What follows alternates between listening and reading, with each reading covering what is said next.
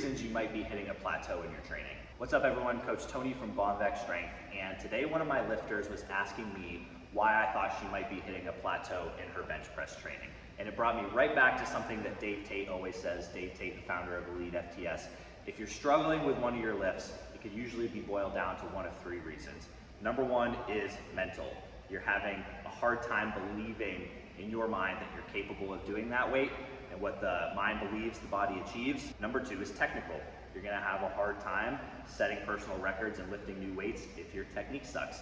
And then finally is physical. And the way that Dave Tate usually says it is more in the sense of the main mover for that exercise. The muscles are not big enough, strong enough. For example, like your triceps aren't strong enough for the bench press weights you're trying to achieve. But I think there's another way you can think of it, is more from a recovery standpoint, and that's what I talked to this lifter about mostly. And if you've been chugging along, super consistent, training hard for a significant period of time, there's a chance that you might be under-recovered and you might need to pull back on the training a little bit, do some sort of deload, or you might need to look outside of training for different recovery modalities that might be lacking. Are you sleeping enough? Are you eating enough? Are you hydrated? Are you managing your stress outside the gym?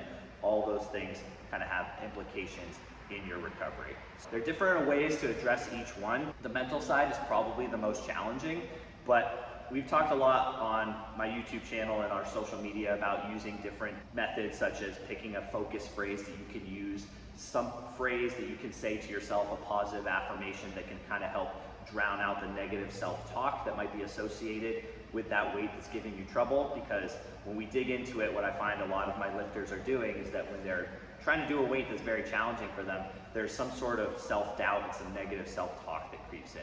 So practicing something like a focus phrase to drown out the negative self-talk and get you in a more positive mindset. Also, sometimes just actually attempting that heavier weight more often can kind of take it off a pedestal. For example, if you only squat once a week and you find you're running into a big squat plateau and you're trying this heavy weight and each time you're doing it and failing, actually trying it more often might be the answer. Not always the case, but if you actually end up squatting twice a week instead of once a week, you get more exposures to that heavy weight and it might help build the confidence that you need. The technical standpoint is a pretty simple one. If your absolute max, so the most weight you can use no matter how gross your technique, and your technical max, the most weight you can lift with ideal technique or optimal technique, are pretty far apart, you've got to narrow that gap. And the way that you narrow that gap is to not spend so much time with lifting heavy weights with poor technique. You got to get just below your technical max and spend more time lifting weight in that area. So for example, if your absolute max on the deadlift is 405, but your technical max is 365, and as soon as you go over 365, you get changes to your technique, your back position's off, you're not able to lock the bar out without hitching, something like that, then you can't always be going in that middle ground. You've got to train more in the 345, 355, like right under that technical max, so that you can gradually boost that technical max up.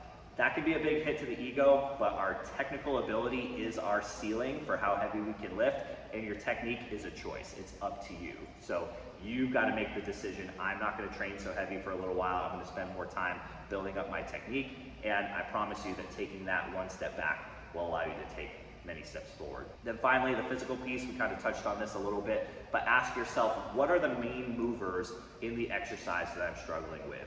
Whatever those muscle groups are, spend some extra time, some extra training volume, trying to build those up, add more muscle, do some focused hypertrophy training for those muscle groups. So the example we used earlier was the bench press.